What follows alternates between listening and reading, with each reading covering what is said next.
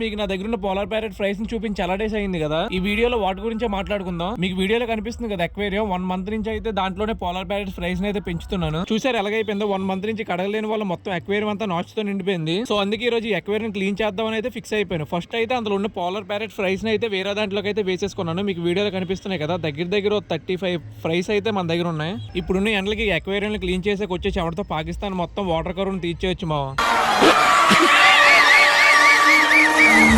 నాకు ఒక aquarium clean చేయడానికి దోలు తీరిపోతుంది. అలాంటిది ఒక 3-4 అక్వేరియం మెయింటైన్ చేస్తున్నారు కదా, వాళ్ళకైతే దండం పెట్టాలి మా. ఇంకా అలా అక్వేరియం మొత్తం క్లీన్ చేసాక వాటర్ అయితే వేసేసుకుంటున్నాను. వాటర్ కూడా మనం ట్యాంక్ వాటర్ అయితే వేస్తాం అనమాట. అలా వేసాక పోలార్ ప్యారెట్ ఫ్రైస్ ని ఒక్కొక్కటికి అందులో వదిలేయడమే. టోటల్ 32-35 ఫ్రైస్ అయితే ఉన్నాయి. మాక్సిమం పుట్టినప్పటి నుంచి ఇప్పుడు 1-2 పిల్లలు చనిపోయి ఉంటాయి అంతే. నేను నా ఫ్లవర్ హౌస్ కి ఫుడ్ అయితే చేంజ్ చేసి దగ్గర 20 డేస్ అయితే అవుతుంది. ఫస్ట్ అయితే ఒక్కొక్క బ్లాక్ పెరల్ ఇచ్చేవాడిని. ప్రెసెంట్ అయితే ఆప్టిమమ్ 3-in-1 అయితే ఇస్తున్నాను. ఈ 20 డేస్ ఆప్టిమమ్ 3-in-1 ఇవ్వడం వల్ల ఫ్లవర్ హౌస్ కి ఏమైనా ఇంప్రూవ్మెంట్ వచ్చిందో లేదనేది మీకు నెక్స్ట్ వీడియోలో చెప్తా. మళ్ళీ రేపటి వీడియోలో ఫ్లవర్ హౌస్ అప్డేట్ తో అయితే కలుద్దాం. ఉంటా బాయ్.